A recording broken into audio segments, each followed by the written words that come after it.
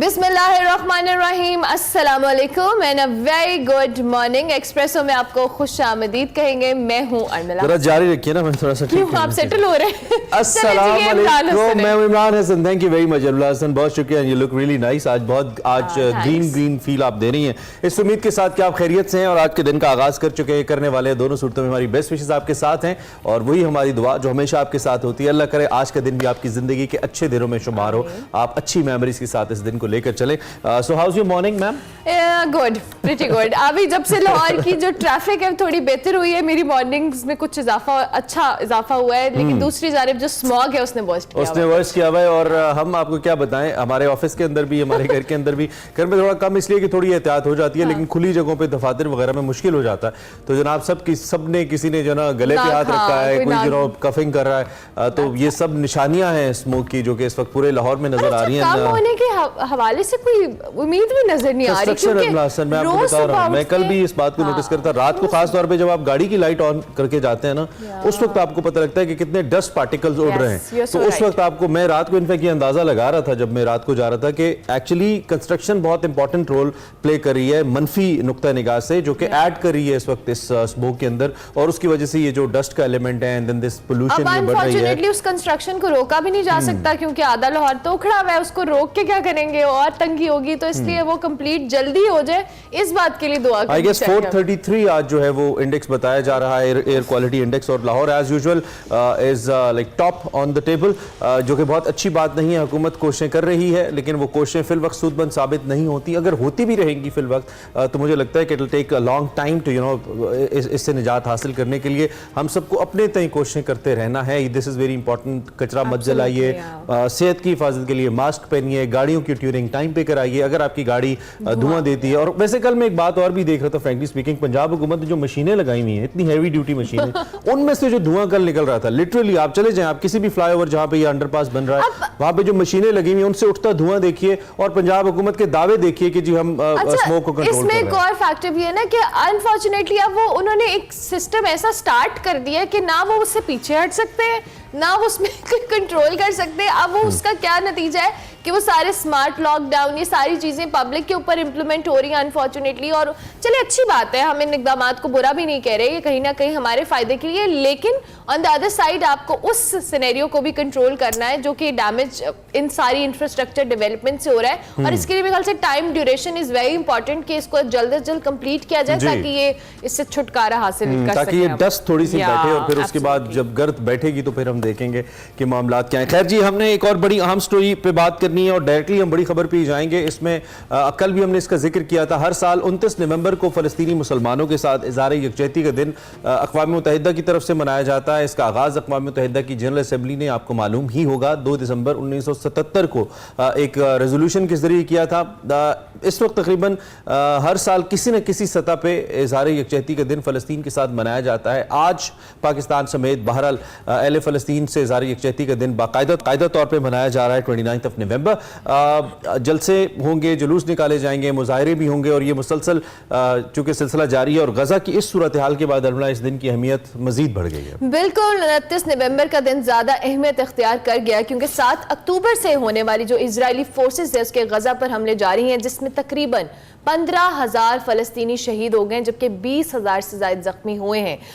सैकड़ों नौमौलूद बच्चों के हवाले से बात करें, दुनिया में आने से पहले ही उनकी मौत वाक़या हो गई है, जबकि अक़वाम मुत्तहिदा की एक रिपोर्ट के मुताबिक इजरायली हमलों के बाद गजा की 80% आबादी बेघर हो गई है, जिनकी तादाद 17 लाख से ज़ायद है। 10 लाख से ज़ायद फ़लस्तीनी 156 पनागुज़ीन मराकज़ में मौजूद हैं, जबकि इजरायली फ़ौज पनागुज़ीन मराकज़ पर भी मुसलसल बमबारी कर चुकी है। WHO के तर्जुमान ने जिनेवा में एक प्रेस ब्रीफिंग के दौरान कहा है कि अगर हम जो मेडिकल सिस्टम है इसको फिर से खड़ा नहीं करते तो बमबारी के मुकाबले में जो मुख्तलिफ अमराज हैं उनके फैलने से ज़्यादा अमवात हो सकती हैं।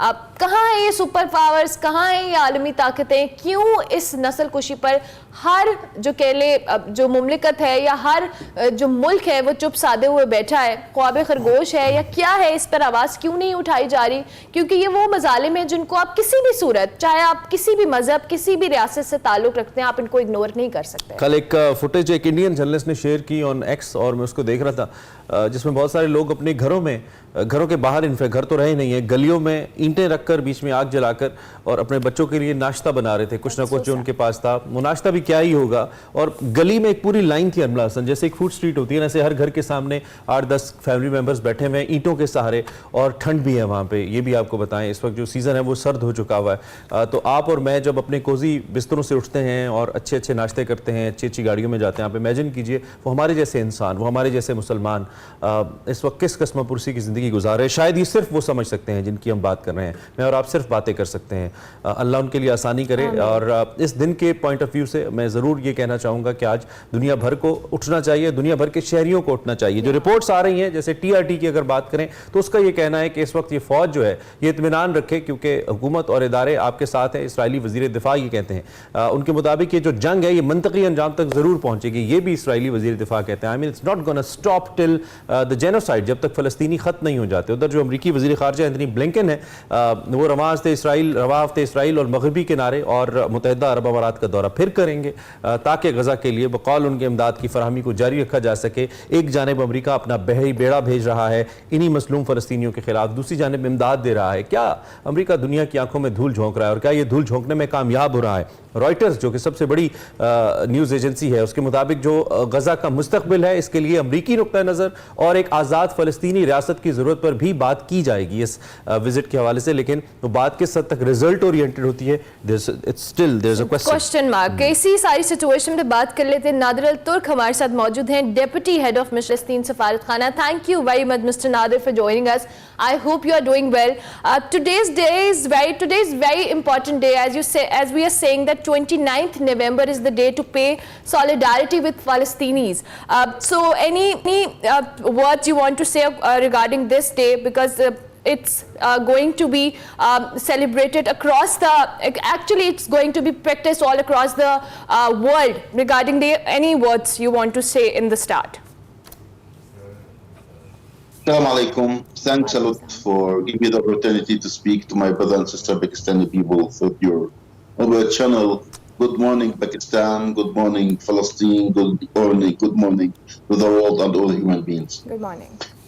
First of all, today is a special day. It is a solidarity day with Palestinian people. It is actually it is not only one day. It is 3 days in one. First, it is very sad one when the United Nations in 1947 in this day decided to divide Palestine to 2 states illegally. It is going to become one of the first time ever in the world, in the history that the United Nations divide one state for 2 states without asking the real owner of the land to give 56% of Palestinian territories to Zionists and leave for us 43% of our land, and 1% is Jerusalem and Bethlehem to become international territory under the United Nations control.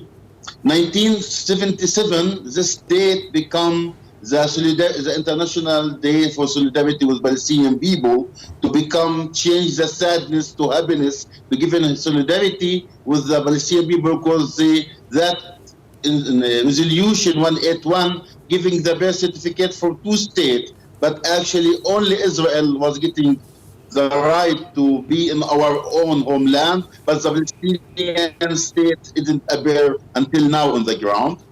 Third date for the same date was 2012, when the United Nations accept the membership of Palestine as a member in the United Nations, not full member, but still a member in the United Nations. So it is a 3 day in one day, and it is very sad to celebrate the day, this Solidarity Day with Palestinians, when our people under Israel's criminal attack, more than 15,000 shaheed, about 40,000 injured, 9,000 missing, 50% of Gaza Strip damaged completely, more than 200 shaheed in West Bank. and the attack is keeping going on Exactly, exactly. So, Mr. people. Nadir, Excellency, I have two more points to discuss. Absolutely, the history that you've just mentioned, I mean, no one can deny that. On the other hand, on one side, United Nations is, is there to demonstrate certain days and accept Israel as the member, as you have just mentioned, 2004. And at the same time, United Nations is not able to get its own resolutions implemented in Palestine. I mean, they are being violated every second moment by this, this Israeli terrorism. So why is it so? Why is it, kind of a dual face of United Nations? Is it under kind of pressure? This biggest body of the world is there under certain kind of pressure, number one. And number two, the day that you have just said that it's, it's somehow it clears the position of Palestinians out there. How would it impact, I mean, Gaza right now, the situation of Gaza? How you see it would impact the overall situation, the kind of demonstration going on, across the globe? How would it impact the whole struggle being done by the Palestinians out there? First of all, United Nations has the power to use, but it is not able to use it because it is controlled by the Americans' veto, British veto, and other countries who are using veto in wrong ways. And as example, Americans using veto in favor of Israel, I think about 56 times. I think they are using even more than the favor of United States of America itself. This is show how the United Nations work under the superpower country like United States of America ruling against the international law and against the humanity. When they are supporting the criminal against the victim, then they are supporting crimes against the humanity by giving and supply more and more bombs and weapons for the Israelis to kill more and more Palestinians, innocent Palestinians. This is the problem with the United Nations, that it is controlled by the United States of America, by their veto, by their money, by their superpower. This is the issue. So the second question, how is the situation in Gaza right now? Yeah. Please. The situation, Gaza, this is the 6th day of ceasefire in Gaza. And I think this is going to be the last day. We hope it's going to be extended again. But when the people recognize the reality on the ground, the damage was very huge. Still, many of Palestinians under the rubble of the houses and buildings. Just 2 days before, they find a survivor, 1 month girl old. So, Excellency, other than the vested interests that the West has, other than the vested interest that the West has, I mean, what is the thing that actually stops them? We just mentioned Secretary Blinken. He also talked about the history, and he said there is a background that is, whatever is being happened in Palestine right now, it has a background, and somehow then the statement was somehow, put under cover. So was said by Anthony Guterres. I mean, one of the statement, he also said this whole situation has a background. Why the world is not just accepting it, that it has a background, and it has to be solved on certain constitutional and legal basis, and Palestinians are supposed to be given their land and their rights. 181 resolution actually make a legality for the Balfour Declaration 1917, was giving the right for the Jew to have a state on the land of Palestine. This is what happened actually. This is the real history. If we are going to speak about history, real history, you are in Palestine living there since 12,000 years, and we still remain there. This is the real history. The Western countries are following the Zionism propaganda, using lies, which is mentioned that 2,000 years they were there in part of Palestine. So how become that you are raising the right of 2,000 years and ignoring since 12,000 years? This is the question for the Americans when they are speaking about history from their side, from their vision. Actually, it is a Zionism vision. Right now, we see the people of the United States of America, the European and Western countries, people are in the street to protest in favor of Palestine. On the other hand, their leaders are making solidarity and full support for the Israelis in their crimes against Palestinian people.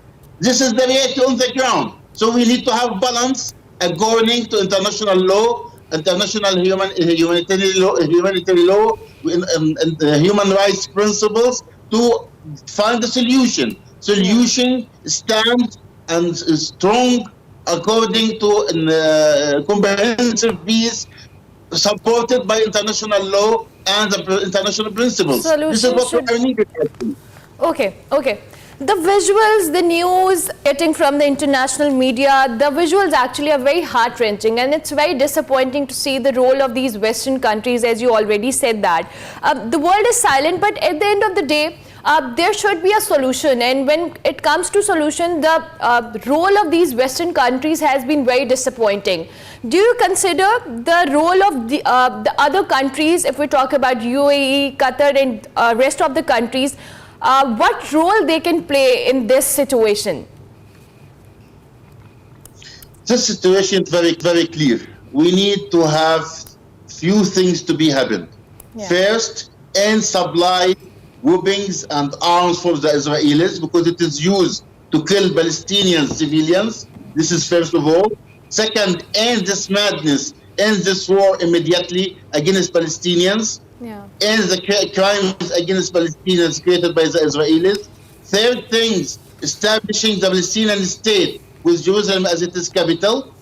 Fourth, facilitate the right of return of Palestinian refugees with the voting for this right according to resolution 194. It is what created of the taking by United Nations in 1948. They are waiting since 1948 until now to getting the opportunity to have the right of return to their own homes and properties in Palestine. This is what is needed to be done immediately by the international society to finish this conflict once forever, to finish this crisis once forever, and ends our suffering once forever. This is what is needed to be taken immediately. So, Excellency, are you satisfied with the overall reaction that world had shown to this very important matter?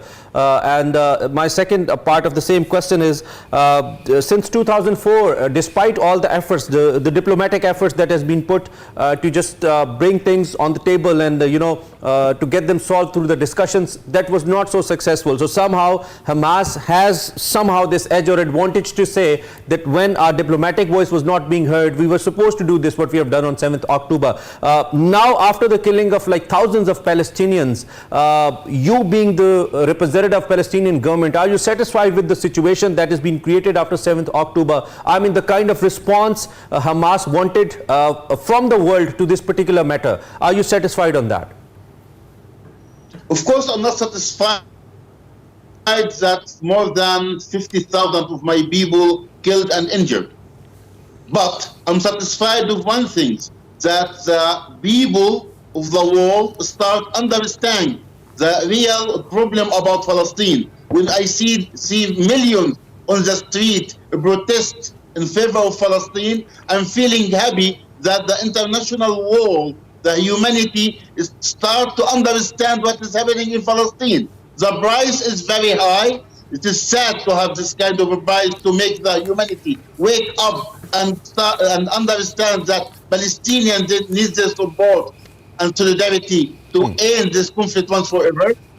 On the other hand, the Western countries' leaders still not believe in democracy, not believe in human rights, not believe in international law. They only believe in Zionist right to live and ignoring the Palestinian right to live. Right, They are Mr. still Nader. using the double standards against the Palestinians again and again. This is what happened actually until now. So we hope so the leaders will follow their people who elected them, follow the real principle of democracy by let us see that they are presenting their own people, not Right, Mr. representing Nader. the protest, the Zionists and the Israeli leaders.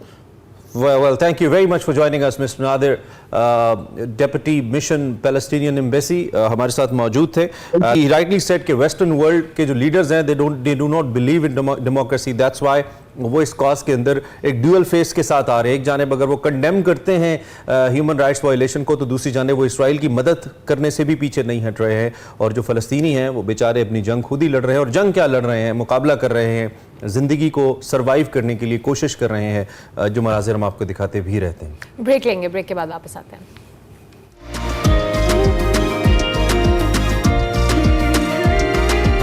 Welcome back to Expresso. Break के बाद वापस आ गए। बात करेंगे कुछ economy के हवाले से। तो मईशत में बेहतरी के असरात नजर आ रहे हैं और मस्बत इशारे सरमायाकारों का एतमाद भी बहाल कर रहे हैं। गुज़िश्ता रोज जी पाकिस्तान स्टॉक मार्केट में एक और संगे मील अबूर हुआ है और 100 इंडेक्स पहली बार 60,000 की सतह अबूर कर गया है। गुज़िश्ता रोज 100 इंडेक्स में 60,633 जो उस पर पहुंचा है और इसमें 822 पॉइंट्स का इजाफा हुआ है और ये तारीख रकम हुई है। और स्टॉक मार्केट के माहिरीन जो है इस संगे मील के हवाले से बात करें कि यूएई के साथ जो सरमायाकारी है इसकी याददाश्तों के साथ इसको रिलेट किया जा रहा है। दूसरी जानिब जी पाकिस्तान और मुत्तहिदा अरब अमारात के दरमियान जो तवानाई है, पोर्ट ऑपरेशंस प्रोजेक्ट्स हैं, waste water management, food security, logistics, मादनियात और बैंकिंग एंड फाइनेंशियल सर्विसेज के शोबों में जो सरमायाकारी है इसके ताउन से मुतल्लिक मुफाहमत की यादाश्तों पर दस्तखत किए गए हैं। मुत्तहिदा अरब अमारात पाकिस्तान में 20 से 25 अरब डॉलर की जो सरमायाकारी करेगा। और दूसरी जानिब अगर हम आलमी बैंक की बात करें तो उसने पाकिस्तान के रोशन मुस्तकबिल के लिए मुमकिना इस्लाहात पर मबनी रिपोर्ट जारी कर दी है, जिसमें कहा गया है कि पाकिस्तान का जो ह्यूमन कैपिटल के बहरान का सामना है इसके लिए दस्तयाब इंसानी वसाइल का कम इस्तेमाल पैदावार और तरक्की को मुतासर कर रहा है। और आलमी बैंक की इस रिपोर्ट में यह भी कहा गया कि पाकिस्तान में 5 साल से कम उम्र जो 40% बच्चे हैं वो स्टंटिंग जो ग्रोथ है उसका शिकार है। बिल्कुल, अगर पाकिस्तान से हर बंदा ही बाहर जाएगा तो ह्यूमन कैपिटल जो है या ह्यूमन रिसोर्स तो कम हो गई। इसके अलावा जी पाकिस्तान में दुनिया में सबसे ज्यादा 2 करोड़ बच्चे ऐसे हैं जो स्कूल नहीं जा रहे हैं, अनदर अलार्मिंग फिगर। जबकि 10 साल से कम उम्र के 79% जो बच्चे हैं वो ऐसे हैं जिनमें पढ़ने की सलाहियत नहीं है, वो इससे महरूम है। आलमी बैंक ये भी कहता है कि पाकिस्तान को बुलंद माली खसारे का सामना है। दैट्स वी नो 2022 के अख्ताम तक ये जो माली खसारा है ये 22 साल की बुलंद तरीन शरह यानी कि 7.9% तक पहुंच गया है। पाकिस्तान के जिम्मे जो इस वक्त कर्ज है वो मुकर्ररा कानूनी हद से ज्यादा 78% की बुलंद शरह पर पहुंच गया है। इस तरह आलमी बैंक की रिपोर्ट ये भी कहती है कि जो पॉलिसीज हैं जो बनाई जा रही हैं इसमें अदम तसलसल है। एक हुकूमत आती है, दूसरी की पॉलिसी बदलती है और इसकी वजह से जो सरमायाकारी है और जो एक्सपोर्ट्स हैं सरमायाकारी की वजह से जो होती हैं, पाकिस्तान का ज़री शोबा इसकी वजह से सफ़र कर रहा है, गैर पैदावारी और जमूद का शिकार है। पाकिस्तान में जो ओवरऑल ज़री शोबे का GDP में हिस्सा है वो 23% है। पाकिस्तान में जो ज़री शोबा है ये 40% लेबर फोर्स को रोजगार फराहम करता है। यानी कि तकरीबन सभी शोबे ऐसे हैं जो इस वक्त डिक्लाइन का शिकार हैं, सभी पे सवाल है। और अगर मुख्तसर आप पूछिए तो वजह सिर्फ यही है कि पॉलिसी का तसलसल नहीं है पाकिस्तान के अंदर, इंप्लीमेंटेशन नहीं है, मुख्तलिफ लॉज की सपोर्ट नहीं है इन्वेस्टर्स के लिए। हमारे साबित क़य्यूम सुलेरी साहब मौजूद हैं, आप इनको जानते हैं, इकॉनमी के हवाले से एक बड़ा नाम है, गहरी नजर रखते हैं। हम डॉक्टर साहब से जरा मदद लेते हैं। डॉक्टर साहब थैंक यू वेरी मच। मैं अभी IMF की तरफ से भी एक जो स्टेटमेंट आई है वो भी मैं पढ़ रहा था और फिर मैं वर्ल्ड बैंक की जो रिपोर्ट आपके साथ शेयर कर रहा हूं। वर्ल्ड बैंक ने कहा कि 2 बिलियन आपको दे देंगे, आप बिजली महंगी ना करें, चोरी रोकें। हम हमेशा गवर्नेंस पे बात करते हैं, हम हमेशा कहते हैं कि समहाउ ये एडमिनिस्ट्रेटिव मसाइल हैं, अगर इन पे हम काबू पा लें, बिजली चोरी रोक लें, करप्शन पे काबू पा लें, बहुत सारे मसाइल यहीं से हल हो जाएंगे। आप इस रिपोर्ट के तनाजुर में क्या पाकिस्तान की जो मौजूदा अथॉरिटीज हैं, इदारे हैं, इनको एक्टिव होता देखते हैं और आपको लगता है कि आने वाले वक्त में हम कुछ ऐसे इकदाम करेंगे जिससे हमारी मईशत बेहतरी की जानिब जाएगी? जी शुक्रिया इमरान। पाकिस्तान के जो मुआशी मसाइल हैं वो पिछले 7 दहाइयों से तकरीबन हर साहब शऊर और साहब इल्म जो फ़र्द है उसको उनका इदराक है और उसके हल का भी सबको पता है कि क्या करना है। लेकिन जैसा कि आपने दुरुस्त फरमाया कि पॉलिसियों में तसलसल ना होना जो है वो एक वजह बनती है, वेस्टेड इंटरेस्ट एक वजह बनती है, फिर जो हम एक टर्म इस्तेमाल करते हैं लीड कैप्चर यानी लॉबीज, वो एक वजह बनती है। जब हम IMF या वर्ल्ड बैंक की बात करते हैं तो पहले तो वो आपको ये सारा आपका डायग्नोस्टिक बताते हैं, वो एक्सरे करके आपको तशखीस कर देते हैं। अगर तो हुकूमत उस पर अमल करती हैं तो ठीक है, जब आप बार बार कर्जा मांगने जाते हैं तो फिर एक दिन तंग आके वो उन्हीं को शराइत का हिस्सा बना देते हैं। तो जाहिर है कि अगर आप सीधी तरीके से नहीं सुनते कि हमें अपने ये जो बच्चों की स्टंटिंग है इसको ख़त्म करना है, बच्चों में एजुकेशन को बढ़ाना है, फिस्कल डेफिसिट को कम करना है, या बाकी तमाम जो टैक्स बेस पे है उसको बढ़ाना है, तो फिर क्या होगा कि जो अगला IMF का प्रोग्राम नेगोशिएट करेंगे वो उसमें शराइत बन के आ जाएगा। तो ये करना तो हमें है, हम खुद कर लें तो बड़ा अच्छा होगा। अगर हम खुद नहीं करेंगे, इसको डिले करते रहेंगे, तो फिर लामहाला जब हम कर्ज मांगने जाएंगे तो आपको जो कर्ज देता है वो फौरन आपको पहले ये कहता है कि जी अपना हाउस इन ऑर्डर करें, अपनी आदतें बदलें, अगर आप ये करेंगे तो तब आपको कर्ज दिया जाएगा। और ये आप भी देखिए, अगर किसी दोस्त रिश्तेदार की आप मदद कर रहे हो जो कि आपको मालूम है कि आपके पैसे आपसे उधार लेके वो अपने जायज उस पे अखराजात पे नहीं लगाता और बार बार आपके पास मांगने आता, तो आप अगली दफा उसको समझाएंगे कि मियाँ पहले इस फलां चीजें बंद करो और फिर मैं तुम्हें कर्ज दूंगा, वरना मैं तुम्हें कर्ज नहीं दूंगा। तो यही मुल्कों में भी होता है। तो आलमी बैंक ने जो भी डायग्नोज किया मैं उससे बिल्कुल मुत्तफिक हूँ। और अगर ये हमने अपना हाउस इन ऑर्डर नहीं किया तो इसमें से बहुत सी चीजें अगले प्रोग्राम के लिए कमिटमेंट बन जाएगी। ठीक कह रहे हैं। अच्छा डॉक्टर साहब, एक ये भी है कि समटाइम्स कुछ आपके ऊपर जो मुश्किल वक्त आता है ना, पंजाबी च कहते फनी जी एक हैगी है कि कुब्बे नूं लत लगी सी तो सीधा हो गया सी। पाकिस्तान के इस डिप पीरियड के अंदर ब्लेसिंग इन डिस्गाइज भी कहीं ना कहीं आपको बीइंग इकोनॉमी एक्सपर्ट नजर आती है। आई मीन पहले जब हम पे मुश्किल वक्त पड़ता था, मैं तो जरा चूंकि रिसेंट जनरेशन से हूं तो मैं 9/11 की एग्जांपल दे सकता हूं कि जी जब भी मुश्किल वक्त पड़ा, डॉलर आ गए, आपने कोई ना कोई मिलिट्री सपोर्ट दे दी कहीं ना कहीं से, तो आपका मामला सीधा हो गया, या फिर कुछ और आपने मामलात कर लिए। Let's not going deep into it. इस वक्त पाकिस्तान को जो सामना करना पड़ा कम से कम 2-3 सालों में, कहीं समय इमदाद भी नहीं मिल रही, और IMF ने भी जितने तरले पाकिस्तान से करवाए हैं, set by our former prime minister Shahbaz Sharif साहब, लीकें निकलवा दी हमारी। तो कहीं ना कहीं अब हम उस ट्रैक पे जा रहे हैं कि आने वाले वक्त में कम से कम हम बाहर की तरफ नहीं देखेंगे। हमें पता है कि जो करना है घर में ही करना है, भूख आनी है या खुशहाली आनी है घर से मैनेज करना है। इस तरफ हम जा रहे हैं, आपको लग रहा है मौजूदा कुछ फैसलों से? देखिए, कम से कम एक चीज तो हमें ज़हन में रखनी है कि मुझे तो मुस्तकबिल करीब में कोई ऐसी रीजन नजर नहीं आती कि पाकिस्तान में डॉलर का वो जो अनकंडीशनल फ्लो था, खा वो सोवियत यूनियन वॉर की वजह से था या वो बाद में वॉर एंड टेरर की वजह से था, या वो शुरू में वियतनाम जंग में जब पाकिस्तान चाइना और अमेरिका में डिप्लोमेसी करवा रहा था उस वजह से था। तो उस तरह का तो अब कोई सीन नजर नहीं आता है। पाकिस्तान खित्ते में अगर हम देखें तो अफगानिस्तान से इनखला के बाद, नाटो फौजों के इनखला के बाद और अब यूक्रेन और गजा की सूरत हाल के बाद कम से कम इस खित्ते में कोई ऐसी चीज मुझे नजर नहीं आती जिसकी वजह से पाकिस्तान में डॉलर्स का भाव जो है वो शुरू हो जाए। तो अब हमें लामहाला अपने घर की तरफ देखना है। और यहाँ पे एग्रीकल्चर जो है वो एक लो हैंगिंग फ्रूट है। एग्रीकल्चर आपकी फसल कम से कम 6 महीने में तैयार हो जाती है और आप उसको एक्सपोर्ट कर सकते हैं। इसी तरीके से प्रोडक्टिविटी बढ़ाना, सर्विसेज सेक्टर में, मैन्युफैक्चरिंग में, तो कोई भी चीज ले लें उसमें इम्प्रूवमेंट की गुंजाइश मौजूद है। इस पर करना क्या है कि जो भी सियासी जमातें जो है या जमात हुकूमत बनाने के ख्वाह हैं, एक तो उनको अनरियलिस्टिक प्रोमिसेस नहीं करने चाहिए अवाम के साथ, उनको बड़ा रियलिस्टिक होके बताना होगा। और इस वक्त आज आपके GDP ग्रोथ के नंबर भी रिवाइज हो गए हैं। वो जो हम कह रहे थे कि 0.3% पॉजिटिव है, वो अब रिवाइज होके -1.7 जो है 2.1 हो गया है। तो वो डिप आ गया। तो हमने बाकी मुल्कों में देखा कि वो एक डिप के बाद बाउंस बैक किया। इंडिया हमारे सामने एग्जांपल है, इंडोनेशिया हमारे सामने एग्जांपल है, मलाइशिया एग्जांपल। सारी इमर्जिंग मार्केट्स जो थी ये 2004-5 में ये रॉक बॉटम पे आई और उसके बाद इन्होंने बाउंस बैक किया। तो जाहिर है कि हमारे लिए भी अब यही एक मौका है कि हम देखें हम अपने अखराजात कहाँ से कम कर सकते हैं और कहाँ पे बहुत ज़रूरी है। आने वाली हुकूमत को ये डिसाइड करना होगा कि वफाक में क्या ये 18-20 मिनिस्ट्रीज जो कि डिवॉल्व हो गई हैं, ये रखना क्या बहुत ज़रूरी है। इसी तरह से सूबों को ये डिसाइड करना होगा। जब तक आप लोकल गवर्नमेंट्स को एम्पावर नहीं करते, ये जो वर्ल्ड बैंक जिन चीजों की तरफ इशारा कर रहा है, तालीम की तरफ, पीने के पानी की तरफ, हेल्थ की तरफ, ये तो लोकल गवर्नमेंट का काम है। तो लोकल गवर्नमेंट्स को जब तक हम एम्पावर नहीं करेंगे, ये ह्यूमन कैपिटल पे तरक्की नहीं होगी। तो ये सारी चीजों को हमें रीथिंक और रीडू करना होगा। और ये जैसा कि मैंने कहा कि सबको मालूम है कि कहाँ पे खराबी है और कहाँ पे। I am left with just 40 more seconds. UAE के साथ हमारे जो MOUs हुए हैं, हमने देखा स्टॉक एक्सचेंज ने भी बेहतर परफॉर्म किया। इसका क्या इंपैक्ट आप देख रहे हैं, बेहतरी देख रहे हैं? इन्वेस्टमेंट को लेकर खास तौर पर? ये पिछले जो एमओयूज बहुत सारे हुए मल्टी बिलियन डॉलर्स के, और इसमें जो फर्क है वो सिर्फ यही है कि अब आपके पास एक फोरम है SIFC की शक्ल में, जो कि सिंगल विंडो ऑपरेशन है इन एमओयूज को मटीरियलाइज करवाने के लिए। और अगर वो और उसमें वो पॉलिसी का तसलसल जो है वो SIFC गारंटी करता है।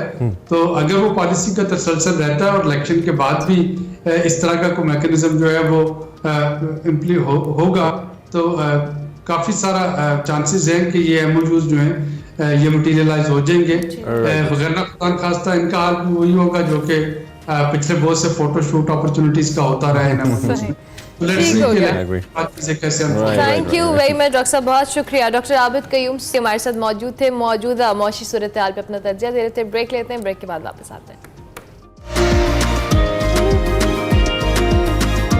Welcome back to Expresso. अच्छा जी, कुछ बातें जो हैं वो बतानी आपको बहुत जरूरी है और वो क्रिकेट के हवाले से हैं। ऑस्ट्रेलिया के खिलाफ आपको मालूम है 3 टेस्ट मैच, वो जो बतानी जरूरी है वो क्रिकेट की बात है। यस सरला हसन, पाकिस्तानी टीम की तैयारियां मुकम्मल हो गई हैं। वैसे कल से बड़ी गेमा गेमी कज़ाफी के बाहर थी, पता नहीं वो कुछ ट्रायल चल रहे हैं क्या, मैंने देखा काफी वो ग्राउंड के अंदर प्रैक्टिस होती है। काफी नए क्रिकेटर्स मैंने देखा है। मैं सुबह देख रहा था, मैंने कहा क्या पता इसी में से कोई बाबर आजम आज से 8-10 साल बाद निकले नए लड़के जो जा रहे थे। खैर, कौमी टीम आज जी लाहौर से सिडनी रवाना होगी और सीरीज की तैयारियों के लिए आखिरी training session national cricket academy Lahore में कल किया गया था। हमने आपको आगाह किया था। फिटनेस में बेहतरी के लिए मुख्तलिफ टाइप की मशक़ें की गई, फील्डिंग, बैटिंग, बॉलिंग की खामियों को तवज्जो उनके ऊपर दी गई। हमारे कोचेस वहाँ पे मौजूद थे। ओपनर इमामुल हक और ऑलराउंडर फ़हीम अशरफ ने शादी के बाद कैंप ज्वाइन कर लिया है। कल हमने उनको प्रैक्टिस करते हुए देखा। पाकिस्तानी टीम के जो डायरेक्टर और हेड कोच हफीज़ साहब हैं, मोहम्मद हफीज़, उन्होंने कल एक प्रेस टॉक की। उन्होंने कहा जो पहले हो चुका इसका जिम्मेदार नहीं हूँ, अब मिलकर नताइज लाएंगे। साबिक़ कप्तान मजीद ये कह रहे थे कि ऑस्ट्रेलिया की चैलेंजिंग कंडीशंस हैं लेकिन हम तैयार हैं। हफीज़ ने यह भी कहा कि बाबर आजम और कप्तान शान मसूद का बाहमी रब्त बेहतरीन है, आई मीन एक अच्छा वर्किंग रिलेशनशिप है। और साथ साथ उन्होंने कहा कि जो साबिक़ कप्तान है मैं उनकी सलाहियतों का मोतरफ हूँ, दुरुस्त हिकमत अमली बनाने के लिए हम उनसे हिदायत लिया करेंगे। I think it's a positive thought. ये सोच कभी नहीं होनी चाहिए कि कप्तानी से हट क्या हूँ, टीम के लिए खेलना और परफॉर्म करना होता है। बतौर बैटर बाबर आजम की सलाहियतों के हम सब मद्दा हैं। क़यादत का इजाफी बोझ हट गया तो उम्मीद है कि उनकी खेल मजीद निखरेगी और वह पाकिस्तान की फतवात में अहम किरदार भी अदा करेंगे, ऐसा कहा है मोहम्मद हफीज ने। कौमी टीम जी 6 दिसंबर से 4 रोजा प्रैक्टिस मैच से अपने दौरे का आगाज करेगी और पहले टेस्ट मैच का जो कि 14 दिसंबर से होगा उसको खेला जाएगा। इसी पे बात कर लेते हैं डॉक्टर ऑफ क्रिकेट मेरे साहब पे आप इंट्रोडक्शन दे, फिर एक और भी स्टोरी है ना। अच्छा, इमाद वसीम वाली आप कह रहे हैं? अच्छा, वो कल जो कुछ क्रिकेटर्स पकड़े गए मिर्जा साहब के ही शहर के अंदर। Doctor of cricket is with us, आपको आप सवाल doctor of cricket Mirza Iqbal Baig हमारे साथ मौजूद है। Mirza sahab good morning, thank you very much. कैसे हैं आप? ठीक ठाक हैं? बहुत बहुत शुक्रिया अरमला, आपको भी और इमरान को भी, दोनों को सुबह बखैर। आपके साथ बात करो ना, सुबह फ्रेश हो जाता है आदमी। साहब हम तो खुद बड़ा एंजॉय करते हैं, हम फ्रेश हो जाते हैं आपसे बात करके। इतनी अच्छी अच्छी खबरें हमें मिलती हैं, बातें मिलती हैं। अच्छा मेरे साहब, आज पहला सवाल जो है थोड़ा मुख्तलिफ ही आ जाते हैं हम रूटीन के। ये उमूमी तौर पे मुझे और अरमला को ही लगता है, अरमला आजकल थोड़ा ज्यादा फेस कर रही है कि पुलिस वाले जगह जगह रोक लेते हैं, फिर कहते हैं जी डॉक्यूमेंट्स दिखाएं। और कुछ लोग, मैं तो कभी नहीं देता, लेकिन कुछ लोग बेचारे उनको रिश्वत भी देनी पड़ती है। कल हमारे टेस्ट क्रिकेटर्स के साथ ये हो गया, मतलब पुलिस ने उनको भी नहीं बख्शा। और जो सोशल मीडिया उसके मुताबिक शोएब मकसूद हमारे बड़े अच्छे बैटर है और आमिर यामीन साहब अपकमिंग बड़े अच्छे प्लेयर है हमारे, कराची से मुल्तान जाते हुए 8,000 उनको भी देने पड़ गए। तो इस खबर पे आप क्या कहेंगे? ये कैसी खबर है आपकी नजर में?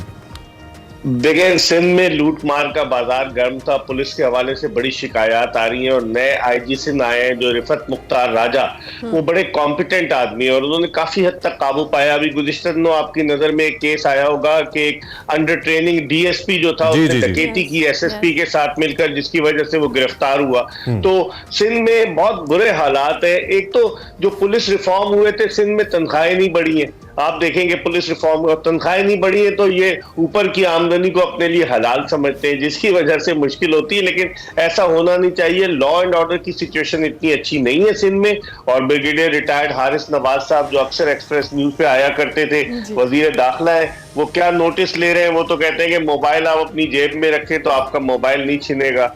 तो अब वो छीनने वाला जो आता है वो पहले टीटी दिखाता है और जेब में हाथ पहले मारता है। तो अब आप मुझे बताएं कि क्या होगा। वैसे बहुत सीरियस बात है, लेकिन मुझे हंसी आ रही है कि क्या आई नो मैं कराची रही हूँ थोड़ा सा, तो मुझे आइडिया है। तो मिर्जा साहब ये जो वाकयात तो चले, ये तो अपनी जगह है, इस पर मुकदमा तो दर्ज लिया है, आईजी सिंध ने नोटिस भी लिया है। अब जरा ये पाकिस्तानी क्रिकेट टीम में आ जाते हैं वापस। ये अब जो ऑस्ट्रेलिया की कंडीशन के कल बल्कि मोहम्मद हफीज साहब की कॉन्फ्रेंस से आगाज करते हैं, आपने उनकी कॉन्फ्रेंस में जो बातें सुनी, क्या लगा कि वो जितने डिटर्मिन्ड हैं पाकिस्तानी टीम की परफॉर्मेंस को लेके ऑस्ट्रेलियन कंडीशंस के अंदर, टीम उसी तरह से परफॉर्म करेगी? देखिए, वो प्रोफेसर कहलाते हैं हफीज। 2003 में उन्होंने जब शारजा में अपना क्रिकेट कैरियर शुरू किया, मैं वहां मौजूद था, वनडे मैचेस थे, तो हफीज जो है वो बातें तो बड़ी कर रहे थे। कल उन्होंने एक यू टर्न लिया, मैं हैरान हो गया कि हफीज जैसा बंदा जो मैन साहब कहते हैं कलामी की माजरत, एक अपडेट पे जाना पड़ेगा। Farmer prime minister Shahbaz Sharif साहब इस वक्त बात करें, आपको दिखाते हैं। हम बिला इम्तियाज अदालतों में हाजिरी को अपना फर्ज जानते हैं। इस वक्त आप देख सकते हैं सदर पाकिस्तान मुस्लिम लीग नून शहबाज शरीफ साहब, साबिक वजीर आजम, आई बिलीव लाहौर के अंदर मौजूद हैं और कुछ मीडिया से बात कर रहे हैं। हम आपको अपडेट्स पहुंचाते हैं। हम इनफैक्ट ब्रेकिंग न्यूज पे जाने से पहले हम क्रिकेट की बात करते हैं। मिर्जा साहब हमारे साथ हैं, हमने कहा जरा कंक्लूजन ले लें उनसे, क्या वो सोच रहे हैं, क्योंकि बड़ा इंपॉर्टेंट दौरा हमारा आ रहा है और टीम जा रही है। मिर्जा साहब thank you very much and sorry for the interruption, मजबूरी हमारी। टीम पे हम बात कर रहे थे, पाकिस्तान टीम जा रही है। मैं चाहता हूं अगले 2 मिनट में आप अगर इसको कंक्लूड करें पाकिस्तानी टीम के विजिट को और जाने की तैयारियों। देखिए इमरान, गुज़िश्ता 59 बरस से पाकिस्तानी क्रिकेट टीम ऑस्ट्रेलिया का दौरा कर रही है। इन 59 बरस में सिर्फ 4 टेस्ट मैचेस जीती है और आखिरी मरतबा 1995 में 28 बरस कबल पाकिस्तान ने ऑस्ट्रेलिया के खिलाफ कोई टेस्ट मैच जीता था। तो यकीनन ये चैलेंजिंग टास्क है। ऑस्ट्रेलिया का दौरा हमेशा से मुश्किल रहा है। अब देखते हैं, पाकिस्तान की बॉलिंग बड़ी कमजोर नजर आ रही है। बैटिंग देखें, बाबर आजम है, शान मसूद अब एज अ कैप्टन आए तो बैटिंग तो कुछ बेहतर है। सऊद शकील है, अब्दुल्ला शफीक है, रिजवान एज अ बैटर खेलते हैं, सरफराज है, तो बैटिंग तो कुछ बेहतर है। लेकिन बॉलिंग आपकी लम्हे फिक्री है, क्योंकि अबरार अहमद लेग स्पिनर, उसको आप घुमाते रहे। जब श्रीलंका के दौरे पर ले गए थे तो उसको खिलाई नहीं टेस्ट सीरीज में, फिर वर्ल्ड कप में भी उसको घुमाया, तो तजुर्बा नहीं है इतना हमारे स्पिनर्स का। तो बॉलिंग हमारी जो है वो हमारा वीक लिंक साबित होगी। बॉलिंग वीक लिंक हो सकती है। मिर्जा साहब आपने कैप्टनसी की बात की, बाबर आजम की बात की, और कल मोहम्मद हफीज ने ये कहा है कि बाबर आजम पे से जो कैप्टनसी का बोझ हटा है, तो उम्मीद है कि उनकी जो परफॉर्मेंस है उसमें बेहतरी आएगी। और उन्होंने कहा है कि साथ साथ बाबर आजम की कंसल्टेशन के साथ ही टीम के अंदर जो भी फैसले होंगे वो करेंगे। इस स्टेटमेंट को आप क्या कॉमेंट करेंगे इस पर? और जो एक शेर है ना कि दिल के बहलाने को गालिब ये ख्याल अच्छा है, तो मुझे लगता है कि हफीज ने यही ख्याल जाहिर किया। यकीन माने सवाल बनता ही ये था कि क्या कप्तानी वाकई एक बोझ है, और अगर है तो हर कोई क्यों उठाना चाहता है। ठीक है, ये भी बड़ा इंपॉर्टेंट क्वेश्चन है इमरान। लेकिन हफीज जो कि प्रोफेसर थे, वो अपने आप को प्रोफेसर कहते थे, कल उन्होंने यू टर्न लिया कि मैंने मोहम्मद आमिर से बात की है कि मोहम्मद आमिर वापस आ जाए, उन्होंने मना कर दिया। हालांकि यही हफीज थे जो मोहम्मद आमिर की पाकिस्तानी टीम में वापसी की शिद्दत से मुखालफत किया करते थे। फिर कहते हैं मैंने इमाद वसीम से भी बात की। मतलब ये जिसे कॉस्मेटिक्स अरेंजमेंट किए जा रहे हैं उस टाइप के, और बस अपने आप की फेस सेविंग के लिए। और हफीज ने कल आपने नोट किया, उन्होंने कहा कि मैं सिर्फ डायरेक्टर हूं, मैं जो हूँ हेड कोच भी नहीं हूँ और बैटिंग कोच भी नहीं हूँ। और बैटिंग कोच के लिए हॉलियाक जो है उसको टीम में रखा जाएगा। आप अंदाजा लगाएं, 18 रुकनी टीम है और 17 रुकनी सपोर्ट स्टाफ है, और मीडिया मैनेजर के साथ एक वीडियो एनालिस्ट भी जा रहा है, पहले नहीं जाता था। अब पता नहीं क्या, या तो पैसे बहुत ज्यादा है पीसीबी के पास, या फिर ये कि इतने सारे लोगों की अशद जरूरत थी इसलिए लेके जा रहे हैं। आपको बेहतर ही पता है क्या चल रहा है। दूसरी जानब आपने जिक्र कर ही दिया हमारे 2 स्टार प्लेयर्स का, इमाद वसीम साहब और मोहम्मद आमिर साहब, पाकिस्तान के लिए नहीं खेलना चाहते, लीग्स खेलना चाहते हैं। कल उन्होंने तस्करा भी किया, इससे पहले हारिस पे भी तनकीद हुई, वो भी लीग्स खेलना चाहते हैं। सारे लीग्स खेलना चाहते हैं, पाकिस्तान के लिए क्यों नहीं खेलना चाहते ये लोग? इमरान, जब क्रिकेट बोर्ड कमजोर होगा, कोई स्ट्रेटेजी प्लान नहीं करेगा, तब उसके बाद यही हाल होगा जो हो रहा है। तो इन्होंने जब सेंट्रल कॉन्ट्रैक्ट साइन करा रहे थे उस वक्त क्या बात हुई थी, ये तो पाकिस्तान क्रिकेट बोर्ड सामने लेकर आए ना। उस वक्त ये कहा गया था कि आप पीएसएल के अलावा साल में 2 लीग या 1 लीग खेल सकेंगे, लेकिन फिर वो मटेरियलाइज नहीं हो सका मामला। तो मेरे ख्याल में अब देखें ना, खिलाड़ियों को भी पता है, अब हारिस रऊफ पे प्रेशर डालने के तुम खेलो, क्यों खेले? वो T20 का व्हाइट बॉल का से इवन वो वनडे में भी इतनी अच्छी परफॉर्मेंस नहीं दे सका। आप जबरदस्ती उसको खिला रहे हैं और सुना है कि उसको बिग बैश के लिए एनओसी भी नहीं मिल रहा, और उसके साथ साथ रगड़े जाएंगे बेचारे जमान खान और उनके साथ उसामा मीर। तो बहुत पाकिस्तान केओस मचा हुआ है। आपने मुजाहरा देखा होगा, नेशनल स्टेडियम कराची के बाहर मुजाहरा हुआ, पहले आजम खान पर जुर्माना आयद कर दिया गया, अगले दिन यू टर्न लिया कि जुर्माना जो है खत्म कर दिया गया, पहले तौसीफ अहमद को चीफ सेलेक्टर बनाया गया, अभी उन्होंने दुल्हन के मुंह से घूंघट भी नहीं उठाया था कि उनकी छुट्टी कर दी गई। तो आप मुझे बताएं ना कि किस तरीके के मामलात हो रहे हैं पाकिस्तान क्रिकेट में, which is really disappointing for everyone. और दूसरी तरफ पीएसएल ड्राफ्ट का भी बड़ा चर्चा। आखिरी सवाल मेरा उसी हवाले से है, कोई सरप्राइज हम एक्सपेक्ट कर सकते हैं? वैसे अच्छे नाम देखने में आ रहे हैं अब तो। दूसरी जानिब ये जो अनसर्टेनिटी है वेन्यू को लेकर, इस पे भी कोई इनसाइडर है आपके पास कराची में बैठे हुए? जी, कोशिश तो कर रहे हैं पीसीबी के ऑफिशियल के एक जॉय ट्रिप लग जाएगा, मौसम की तब्दीली होगी, दुबई में शॉपिंग कर लेंगे, तो कोशिश तो कर रहे हैं कि शॉपिंग वॉपिंग के लिए कुछ किया जाए, बमा अहलो अयाल चले जाए, बच्चों के लिए भी जरा एंजॉयमेंट होगा। लेकिन इमरान वसीम सुना है पीएसएल में वो कराची किंग्स छोड़कर सुना है कि इस्लामाबाद जा रहे हैं, और नसीम शाह कोयटा ग्लैडिएटर्स छोड़ रहे हैं। बड़ी खबरें हैं। कुछ ये खबरें। ठीक हो गया, thank you very much Mirza साहब, बहुत शुक्रिया आपके वक्त का। बीच में थोड़ी हुई बट स्टिल वी अप्रिशिएट कि आपने रंग जमा लिया। Thank you very much. Doctor of cricket Mirza Iqbal Baig हमारे साथ मौजूद थे, इनसे हम बात कर रहे थे। अगले टॉपिक की तरफ जाते हैं जनाब, और आज हमने एज यूजुअल जब हम वकार अहमद मलिक की बात करते हैं तो कुछ ना कुछ ऐसा टॉपिक जरूर वो लेकर आते हैं जिसपे बार बार बात होना बहुत ज़रूरी है। और आज हम मेंटल हेल्थ के हवाले से बात करने वाले हैं, ख़ास तौर पे डिप्रेशन को लेके कि मेंटल हेल्थ को लोग इतना सीरियसली क्यों नहीं लेते। और अभी हम रीसेंट पास में जिस तरह की कुछ एक्टिविटीज़ हमने देखी हैं, सुसाइडल थॉट्स जो लोगों को आती हैं, और कुछ लोगों ने तो सुसाइड अटेम्प्ट्स भी किए हैं अच्छी पोजीशंस पे होते हुए, अपनी सेटल्ड लाइफ को देखते हुए। अभी हम पाशा जिनकी बात कर रहे थे, वो एक ऑफिसर थे, बिलाल पाशा, उनके हवाले से हमने बात की कि उन्होंने सुसाइड अटेम्प्ट किया। इससे पहले मौलाना तारिक जमील के साहबजादे के हवाले से बात हुई। तो ये मेंटल हेल्थ को सीरियसली ना लेना और ये डिप्रेशन इतनी सुसाइड की तरफ लेके जो लोगों को जा रहा है, इस पे क्यों इतनी ज्यादा बात नहीं की जा रही? मौलाना तो कहते हैं कि ऐसा नहीं है, उनकी जो फैमिलीज आए उन्होंने इसकी तरदीद की, लेकिन खबरें जारी बातें हैं। खैर, हमारे साथ वकार अहमद मलिक साहब मौजूद हैं, और हो भी कौन सकता है, डिप्रेशन को हम डिस्कस कर रहे हैं। वकार भाई, thank you very much for joining us. आप कैसे हैं? ठीक ठाक हैं? कोई डिप्रेशन चल तो नहीं रहा जिंदगी में? कोई टेंशन जिंदगी में आपको जो परेशान करती है आजकल? होता है, इंटरवल्स में होता है ये डिप्रेशन, मतलब नॉर्मल इस पे बात करते हैं। एक नॉर्मल आदमी को क्यों गिरा देता है? ऐसा क्या होता है? आई मीन, एक शख्स जो कि यूट्यूब के ऊपर लोगों को तालीम देता है, सिखाता है, दूसरी तरफ एक शख्स है जो अपनी इंडस्ट्रीज बिल्ड कर रहा है, and then suddenly something happens और वो अपने आप को खत्म कर देता है। क्यों होता है ये? सडनली तो शायद नहीं,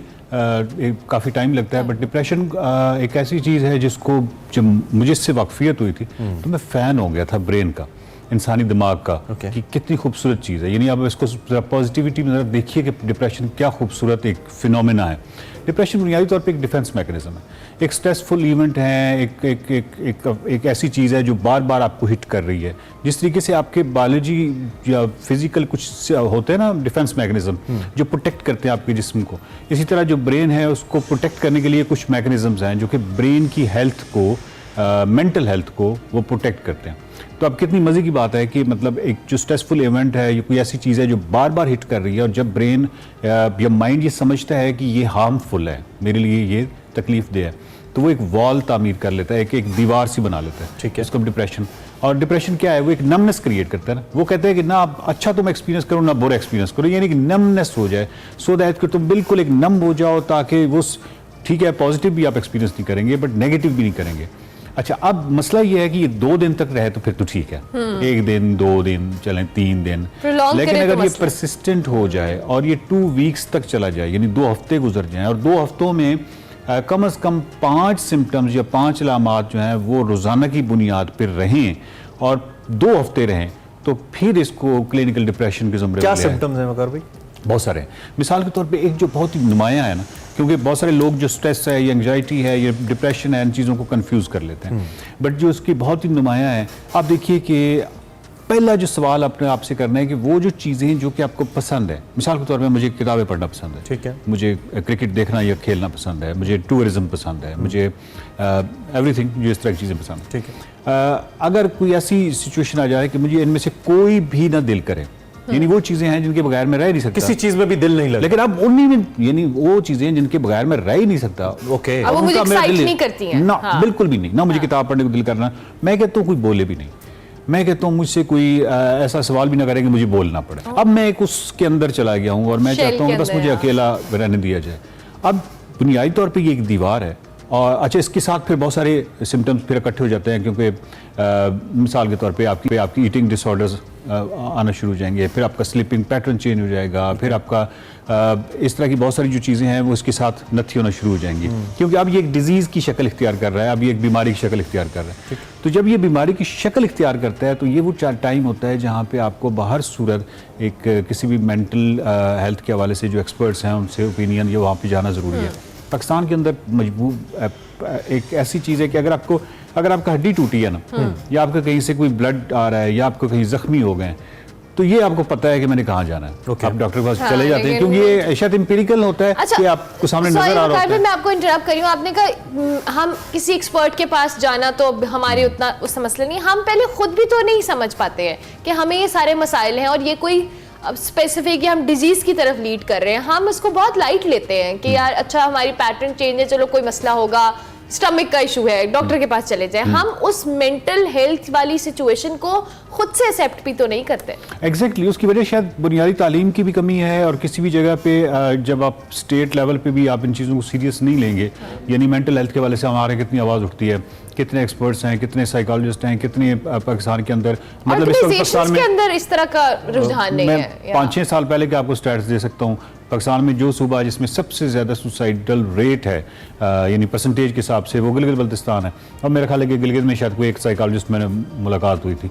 इमेजिन हम उसको उस तरह करते भी तो नहीं है मीडिया लेवल पे भी, और किसी जगह पे भी शायद हम उसको इस तरह सीरियस नहीं लेते, संजीदा नहीं लेते, क्योंकि शायद एम्पिरिकली हमें ये चीज़ें जो नज़र आ रही होती हैं उसके लिए हम डॉक्टर के अच्छा, पास चले इसमें जाते हैं। फिर मुझे वकार भी ये लगता है, कतई कलामी की माजरत के, जो आपका इलाज कर सकता है ना इमीडिएटली, वो आपका कोई बहुत अच्छा दोस्त हो सकता है, शादीशुदा है तो आपकी वाइफ हो सकती है या आपका हस्बैंड हो सकता है, वही आपका इलाज कर सकता है। क्योंकि आपने कहा कि साइकोलॉजिस्ट का ट्रेंड नहीं है, पैटर्न नहीं है कि हम जाएं, तो इस कॉन्टेक्स्ट के अंदर फिर उस शख्स के लिए जो मेरे करीब है, अगर मेरे लाइफ पैटर्न्स तब्दील हो रहे हैं, ऐसी तब्दीलियां जिनकी तरफ आप इशारा कर रहे हैं, वो क्या करे जब उसको लग रहा है कि there is something wrong with this person? I think जो एक साइकोलॉजिस्ट का अल्टरनेट इसलिए नहीं हो सकता क्योंकि बहुत सारी चीज़ें, मिसाल के तौर पे सिर्फ डिप्रेशन का तयन करना, इसके लिए किसी स्केल का इस्तेमाल करना, और उसके बाद यानी आप आसानी से लेबल नहीं कर सकते ना किसी को कि इसको डिप्रेशन किस सतह पे है, ठीक है, और किस सतह पे है। अच्छा, हो सकता है वो कुछ स्ट्रेस हो सकता है कि कोई एपिसोडिक स्ट्रेस हो, वो एपिसोड कैसे बीच में से निकालनी है, ठीक है। इसी तरीके से कोई हो सकता है क्रोनिक स्ट्रेस हो, मतलब एनीथिंग वो जो है वो साइकोलॉजिस्ट बेहतर समझ। बट प्रॉब्लम जो हमारे यहाँ बुनियादी है, जिस तरह वर्मला कह रही है, एक जो स्टिग्मा है जो इसके साथ जुड़ा हुआ है कि आप साइकोलॉजिस्ट के पास गए नहीं, आपकी फैमिली में शोर मचा नहीं कि कुछ पागल हो गया, यानी आप अगर सर दर्द के लिए डॉक्टर के पास जाएं या बुखार के लिए जाएं तो फिर कोई इशू नहीं है, ठीक है, वो डॉक्टर के पास गया हुआ है, वो कोई बीमार है। तो भाई लास्ट मेंटल हेल्थ के लिए अपनी टॉपिक कंक्लूड करें, 1 मिनट, क्या इस पे होना चाहिए, क्या किया जा सकता है, लास्ट 1 मिनट? डिप्रेशन को सबसे पहले तो, चाहे को फिजिकल बीमारी है चाहे मेंटल हेल्थ के हवाले से बीमारी, इसको खुद एक इसके सिम्टम से लेके एवरीथिंग खुद पढ़ें। जब तक आप अपनी उस बीमारी से, एक शुगर का पेशेंट है ना, उसको जब तक अवेयर नहीं होता, अगर अवेयर नहीं होता तो वो कहता है कि चलो आज मैं हलवा खा लेता हूँ, लेकिन वो अवेयर होता है कि मेरे सेल्स के साथ क्या हो रहा है, तो फिर वो कॉन्शियस हो जाता है।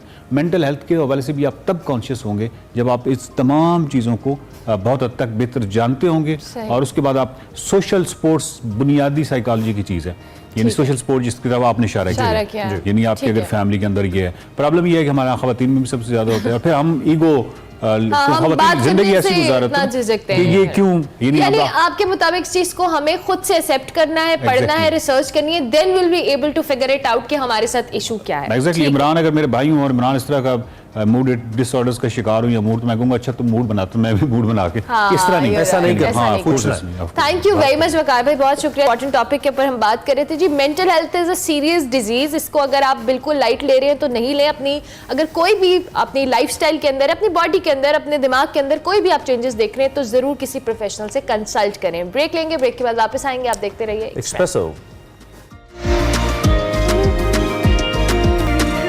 अगर आप भी 7-8 साल से गाड़ी चला रहे हैं, आप का लाइसेंस का मसला है, कम है या ज़्यादा है, लेकिन इस वक्त आप पे लाहौर में सख्ती हो रही है, तो इसका मतलब यह है कि सख्ती के ऑर्डर्स बड़े सख्त हैं।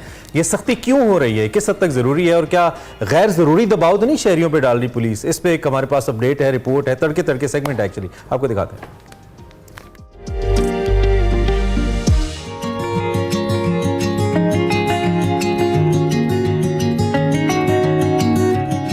अस्सलाम वालेकुम, एक्सप्रेसो तड़के तड़के के साथ मैं हूं सिकंदर भट्ट। आजकल शहर में सिटी ट्रैफिक पुलिस की जानिब से कमसिन ड्राइवरों के खिलाफ क्रैकडाउन जारी है। आइए चल के जानते हैं आवाम की राय कि इस क्रैकडाउन के असरात हमारी सोसाइटी पर क्या मुरतब हो रहे हैं। मेरे साथ रहिएगा।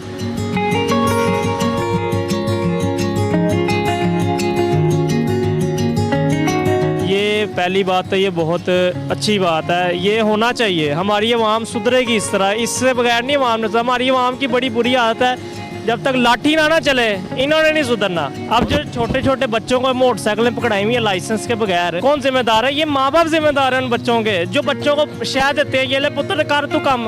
आजकल देखते हैं कि जी मेरी टांग टांग की लड़कियाँ मोटरसाइकिलें ऐसे भगा रहे होते हैं गलियों में। अक्सर मैंने देखा कि बच्चे छोटे छोटे घूम रहे होते हैं, उनमें जाके लग जाते हैं।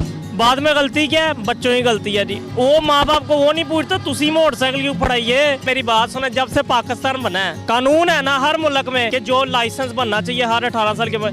पहले नहीं ना जा रहे थे बनवाने, लेटे थे सुकून से चिल माहौल याशी करो।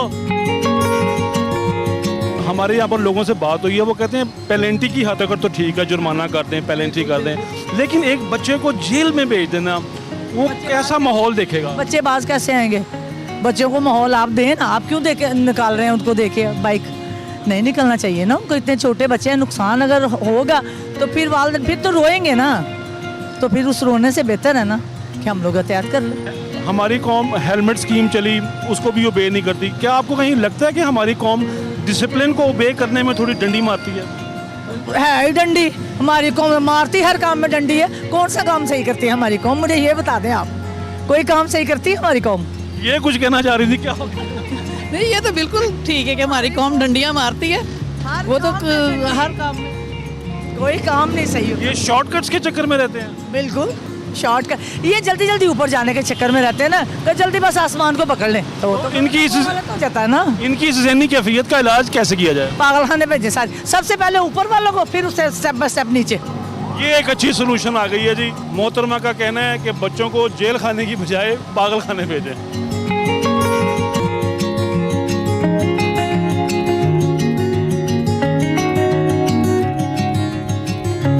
ये बताएं, छोटे बच्चों के खिलाफ पुलिस ने सख्ती कर दी है, ये अच्छा किया, ये होना चाहिए, क्योंकि बच्चे जो हैं वो किसी को भी रास्ते में मार सकते हैं। उनको चलाने का तरीका नहीं है, जो है ज़्यादा हैवी ट्रैफिक के बीच में उनके लिए ये ठीक नहीं है ये चीज़। और वो चलाते भी बहुत स्पीड में, उनको तो नहीं पता ना कि मैंने आहिस्ता चलाना है या तेज़ चलाना है। तो पुलिस क्या चलान करिए, सबसे पहले तो माँ बाप का चलान होना चाहिए।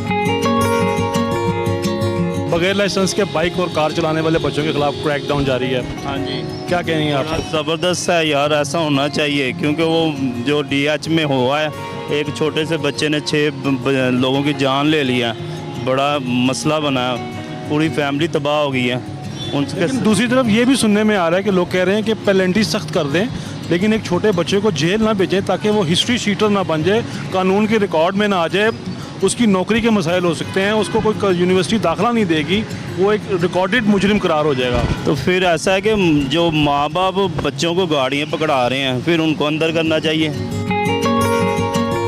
हुकूमत को चाहिए कि इसके खिलाफ एक्शन हो, लेकिन इतना भी ज़्यादा नहीं होना चाहिए ताकि जो हैं वो, मिसाल के तौर पे मैंने बहुत सी ऐसी फैमिलीज़ देखी हैं, अब यहाँ पे भी हैं, बाज़ार में मैंने देखा है कि अब उनके फादर नहीं हैं या कोई बड़ा नहीं है, वो अपनी सिस्टर को या मदर को लेके आ गया बाज़ार में या कोई चीज़ लेने चला गया है। अब उसके पास लाइसेंस नहीं है, या उसकी 17 साल या 17.5 साल या जितनी भी है, 18 साल से वो कम है, चाहे वो 1 माह कम है, तो इसका क्या मतलब है? उसको पकड़ में जेल में डाल देंगे। लाइसेंस ना रखने वाले कमसिन बच्चों को अब पेनल्टी नहीं होगी, जेल होगी। क्या कहते हैं आप? नहीं, मेरे बारे में ये, मेरे लिए ये रहा है कि देखें, अगर बच्चों के पास अगर नई लाइसेंस है तो उन पे जुर्माना किया जाए, ना कि उन पे FIR दी जाए। ठीक है, FIR देने से बच्चों का मुस्तकबिल ख़राब होगा। ठीक है, कैसे ख़राब होगा? देखें ना, उनका क्रिमिनल रिकॉर्ड आ जाएगा। तो आपको पता है गवर्नमेंट जॉब में भी क्रिमिनल रिकॉर्ड कोई बंदा हो तो वो नहीं कर सकता। हमारे ट्रैफिक हुकाम को पर इस स्ट्रेटजी के ऊपर क्या नज़रसानी करनी चाहिए? उन्हें ये नज़रसानी करनी चाहिए कि जो कम उम्र बच्चा ड्राइविंग करता है तो वो उन पे जुर्माना करें, उनकी जो है उनके यानी कि पेरेंट्स को करना चाहिए। मैं तो ये कहता हूँ कि ये जो जितने भी छोटे बच्चे हैं ना, पहली बात इनको चलानी नहीं चाहिए, ठीक है, माँ बाप को ख्याल रखना चाहिए। और दूसरी बात है इनको वार्निंग देनी चाहिए, एक से दाम इनके पे पर्चा नहीं कर देना चाहिए, इनकी बाइक बंद कर दें, कम से कम उसके घर वाले आएँ और पूछें कि हाँ जी ये क्या मसला था, उनको ये इस तरह की वार्निंग देनी चाहिए। ये छोटे बच्चों के ऊपर इस तरह के उनको जेल भेज देना या उनको पे पर्चा कर देना, ये चीज़ें ठीक नहीं हैं। अस्सलाम वालेकुम भैया। वालेकुम अस्सलाम। आजकल ट्रैफिक पुलिस की जानिब से क्रैकडाउन जारी है कम सिन ड्राइवरों के खिलाफ। आप उस क्रैकडाउन की हमायत करते हैं कि आपके तहफ़्फ़ुज़ात हैं उसके हवाले से? नहीं, बिल्कुल ठीक है, होना चाहिए, क्योंकि ये हमारी सेफ्टी के लिए है। जो बच्चे अभी 18 साल के नहीं हुए उनके लिए ये ज़रूरी है कि उनको पहले 18 साल का उनका शनाख्ती कार्ड बन जाए, लाइसेंस वगैरह बने, तो फिर ये अमल हो। ट्रैफिक वार्डन का अच्छा ये कदम है। जुर्माना या जेल, दोनों में से कौन सा बेहतर आपके ख्याल में? बेसिकली तो जुर्माना, बच्चों को उनके माँ बाप को बुला के पूछना चाहिए कि ये बच्चे जो अभी 18 साल के नहीं हुए तो उनका अभी आप उनको ड्राइव करने के लिए क्यों कह रहे हैं?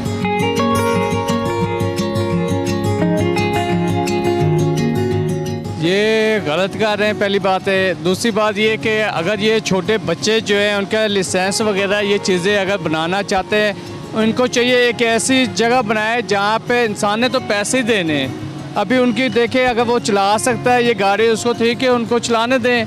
उनका जो देखें, अगर मौका दें, उनको टाइम दें कि आपको इस टाइम आपको छोड़ देते हैं, दोबारा नेक्स्ट टाइम आपका चलान होगा। अभी ये तो नहीं अभी बाइक लेके वो चले गए, रेंट पे भी लेते हैं। नहीं, वार्निंग कैसे दें? कोई निशानी लगा दें उसका? नहीं, निशानी ना दें। आप देखें ना उनको कि बेटा आपके लिए गाड़ी ये ठीक नहीं है चलाना, इस पे एक्सीडेंट होते हैं, नुकसान होता है लोगों का, आप ऐसे करें, आप जो है ना ये चलान हो जाएगा आपका। कल से आप जैसे मतलब आप गाड़ी आप नहीं चलाएंगे, आपका लाइसेंस होगा, ये कोई नुकसान हो गया कुछ, आपकी बचत हो जाएगी इसमें। तो ये था आज का तड़के तड़के, जिसमें हमने शहरियों से कम उम्र ड्राइवरों के खिलाफ होने वाले क्रैकडाउन पर बात की। लोगों का मानना है कि ये कानून बिल्कुल होना चाहिए, जिसके पास लाइसेंस नहीं है उस पर सख्ती ज़रूर होनी चाहिए और जुर्माने भी सख्त होने चाहिए। लेकिन किसी कम उम्र बच्चे को जेल की सलाखों के पीछे भेज देना एक सख्त सज़ा है। हुकूमत को चाहिए कि वो इस पॉलिसी पर नज़रसानी करे। मुझे दीजिए इजाज़त, अल्लाह हाफ़िज़।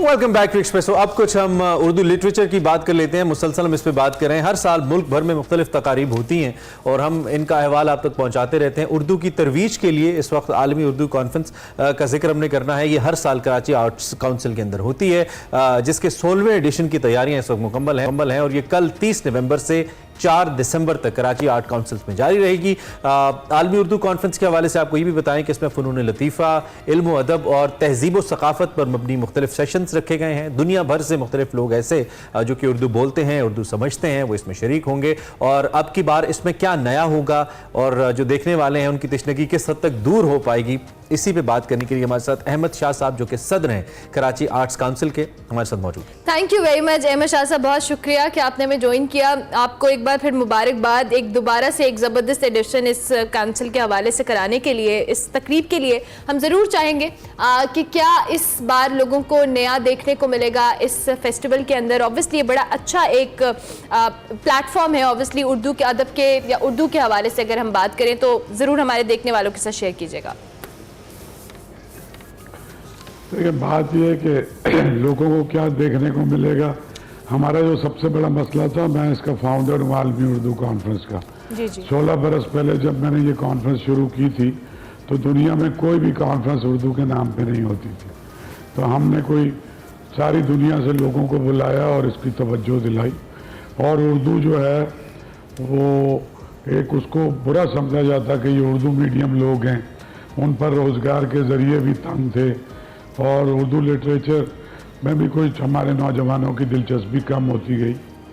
और शहर के हालात भी ऐसे थे कि एथनिक वायलेंस की वजह से बहुत खून खराबा था।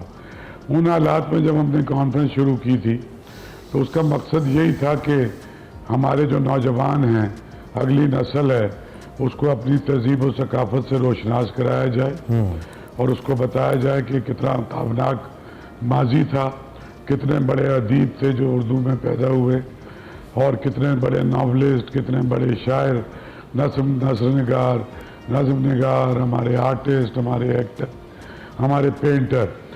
तो नया तो तब की बात है जब पहले उनको कनेक्ट किया जाए। तो बदकिस्मती से तो वो कनेक्ट ही नहीं थे। उर्दू कॉन्फ्रेंस ने दो बड़े काम किए जी। एक तो ये आगाही उर्दू अदब के हवाले से की, उसके अलावा उर्दू के साथ साथ पाकिस्तान की सारी बड़ी ज़बानें, सिंधी, पंजाबी, बलोची, पश्तो, सराइकी, इन सारी ज़बानों को भी उर्दू कॉन्फ्रेंस में शामिल किया।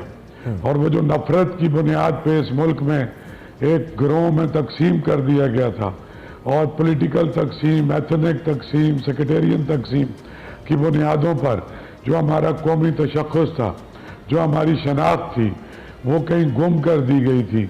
तो हमने ये कोशिश की कि इस मुल्क की तमाम ज़बानें बोलने वाले लोग जो कम्युनिकेशन के लिए उर्दू को ही इस्तेमाल करते हैं, अगर सिंधी बलोची से मिलता है या पठान पंजाबी से मिलता है तो वो उर्दू में बात करता है। तो उर्दू जो कोई एक अब खित्ते की ज़बान नहीं है, उर्दू पाकिस्तान की कौमी ज़बान है और पाकिस्तान में गिलगित से लेकर गवादर तक ये बोली जाने वाली ज़बान है।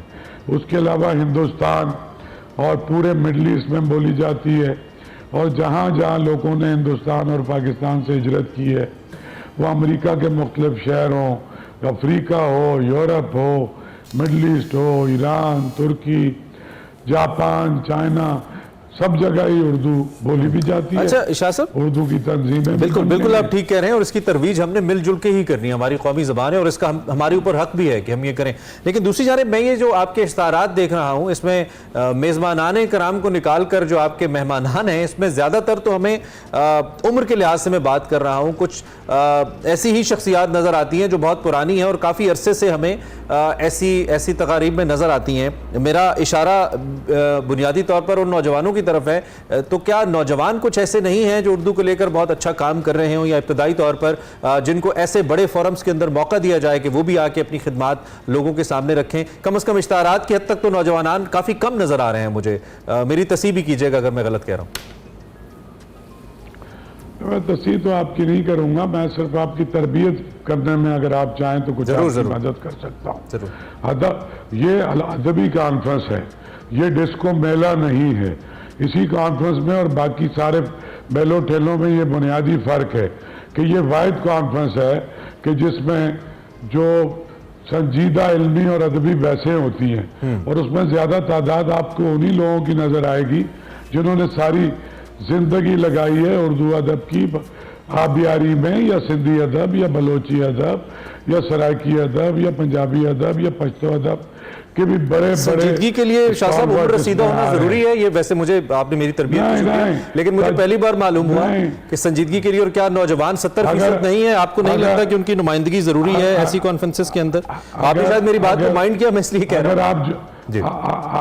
अगर आप जुमलेबाजी के बजाय मेरी बात संजीदगी से सुने तो मैं तो समझता हूँ कि एंकर्स को भी बहुत ज्यादा पढ़ने लिखने की जरूरत है। जरूर, बिल्कुल। सवालों से पहले अपने मौजू को समझें।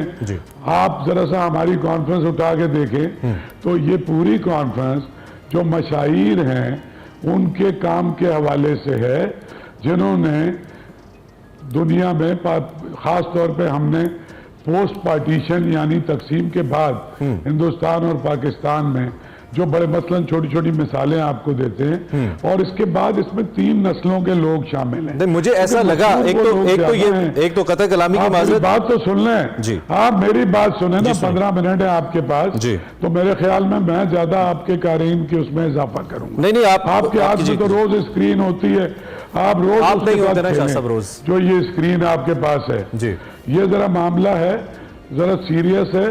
तो हमने इसमें खालिस नौजवानों के भी सेशन रखे हुए हैं। हाँ, ये बात, इसका जवाब मुझे चाहिए था, क्योंकि आपने सीरियसनेस को और संजीदगी को सिर्फ बुजुर्गों के साथ मासूम किया। मैं अदब के साथ और माजरत के साथ डिसएग्री करता हूं। आप अगर इस कॉन्फ्रेंस का इनेकाद कर रहे हैं, आपका सेहरा, आपके सर ये सेहरा है, तो आप जरूर लीजिए, लेकिन कम से कम मुझे सवाल के हक से महरूम तो ना कीजिए। उर्दू के अंदर या किसी भी जबान के अंदर सवाल करना तो मेरा हक है ना। नहीं, आप ऑफेंड हुए ना शाह साहब, आप ऑफेंड हुए, आपका ऑफेंड होना बनता नहीं है। सिंपल सा सवाल है कि इसमें नौजवानों का हिस्सा पोस्टर्स की हद तक क्यों नहीं है, सिर्फ बुजुर्ग क्यों नजर आ रहे हैं? क्या 70% नौजवानों की नुमाइंदगी जरूरी नहीं है इस कॉन्फ्रेंस के अंदर? शाह साहब, तुम 15 मिनट बोलते चले जाओ, तुम बहुत बड़े आलिम। सर, आप तुम कह लें, मेरे लिए आप काबिल अदब है, लेकिन सवाल का जवाब दीजिए, मेरा हक है, मैं करूंगा, सवाल करूंगा मैं। नहीं, सवाल करो, कमेंट्स नहीं करो। आप उर्दू के कोई बड़े अदीब नहीं है, आप मुझसे सिर्फ सवाल करें। अगर आपको सवाल ये है कि नौजवानों की नुमाइंदगी क्यों नहीं है, सवाल फिर रिपीट कर रहा हूं, नौजवानों की नुमाइंदगी क्यों नहीं है? दूंगा, लेकिन जी प्लीज। नौजवानों की बहुत ज्यादा नुमाइंदगी है इसमें। एक नौजवानों का पूरा सेशन है जिसके अंदर यह कि हमारा आज का नौजवान क्या सोचता है, और उसमें बिल्कुल फ्रेश नौजवान है। मतलब नौजवानों के नाम पे 50 साल के लोग भी नहीं हैं। हबीब यूनिवर्सिटी की सोसाइटी की जो प्रेसिडेंट एक लड़की है, IBA की सोसाइटी की जो कल्चर की प्रेसिडेंट एक लड़की है, लियारी की एक लड़की है जो म्यूजिक एकेडमी से पढ़ के एक स्कूल में 80,000 रुपये में नौकरी कर रही है। एक और लियारी की लड़की है जो आर्ट स्कूल से पढ़ के, और उसकी पेंटिंग अमेरिका और लाहौर में बिक रही हैं। तो इस तरह के नौजवानों के सेशन भी हैं। फिर नौजवानों के शायर हैं, जैसे तहजीब आफी है, जैसे उमैर नजमी हैं। इस तरह इन लोगों के साथ भी सेशन है। मैं आपसे ये अर्ज कर रहा था कि उर्दू कॉन्फ्रेंस इस लिहाज से ज़रा ये मुख्तलिफ है कि साल में एक इज्तिमा होता है दुनिया भर के सारे बड़े अदीबों का, और उस पर संजीदा इल्मी बहसें होती हैं।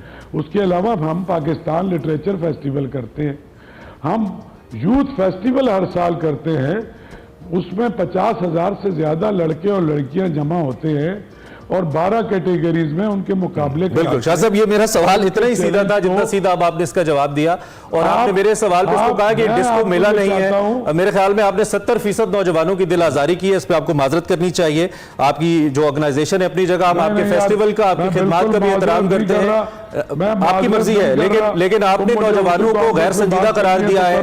70% आबादी को शाह साहब आपने कहा कि वो गैर संजीदा है। मेरे ख्याल में संजीदा हैं तो तहजीब हाफी जैसे लोग आपकी इस फेस्टिवल का हिस्सा हैं, अफसा कोमल जैसी जर्नलिस्ट आपके इस इवेंट को होस्ट कर रही हैं। अगर ये लोग संजीदा हैं तो मौजूद हैं, सो प्लीज उनको, उनके किरदार को माइनस मत कीजिए। कर रहे हो जी, तुम उन नौजवानों को गिनवा रहे हो मेरी कॉन्फ्रेंस में। जी जी जी बिल्कुल, ये मैंने आपसे पूछा था, आप बता देते तो बात यहां तक न जाती। आपके ऑफेंड होने की वजह मुझे समझ नहीं आई नौजवानों की बात पे।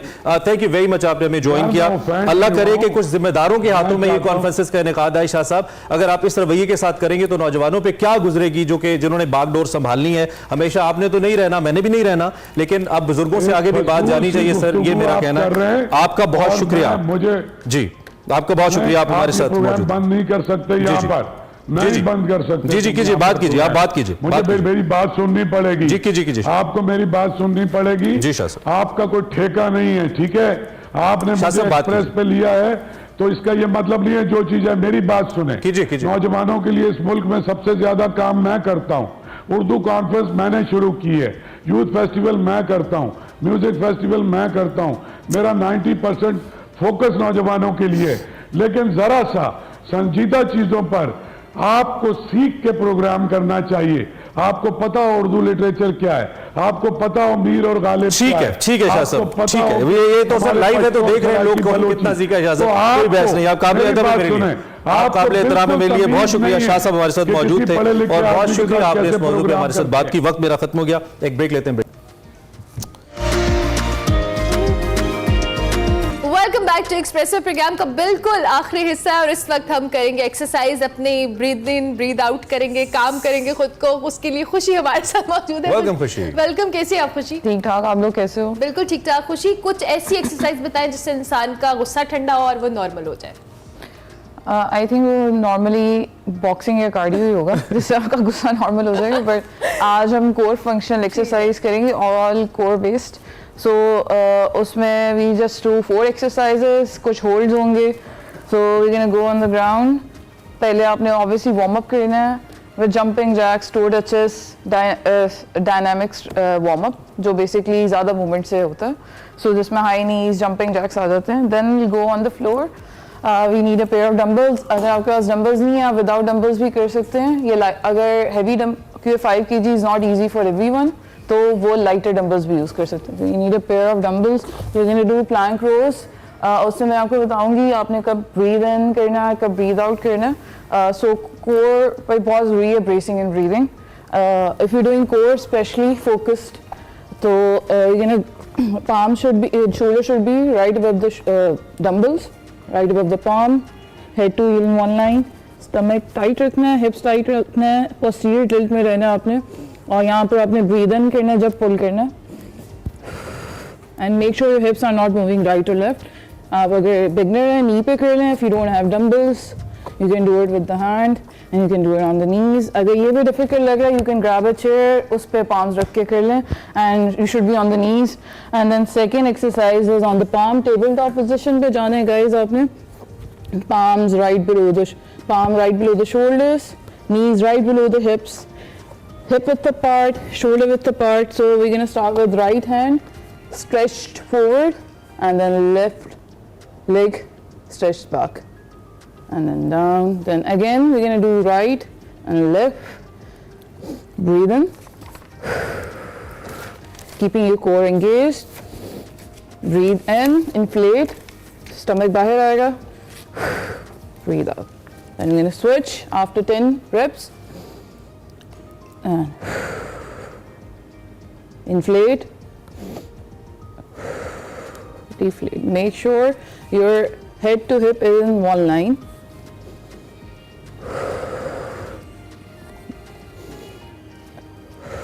Then you go on the ground, sorry, on your back, sorry. ठीक हो गया. खुशी हमारे पास कोई 40 seconds है, उसमें आप wind up Okay, करो. okay. So we're gonna sit on our hip and leg straight. अगर ये difficult है, then upper body lift करके hold कर लें for beginners.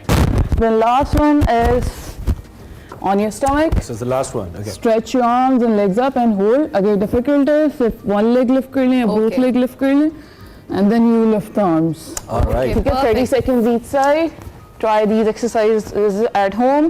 आपकी core strengthen हो जाएगी. We know कितना quickly मुश्किल हो जाता है, but thank you very much. खुशी, बहुत शुक्रिया. Time management के लिए. बिल्कुल, खुशी हमारे साथ मौजूद थी. एक्सरसाइज उन्होंने आपको कराई. प्रोग्राम का वक्त खत्म हुआ. कल फिर मिलेंगे. तब तक के लिए अल्लाह हाफिज. अल्लाह हाफिज.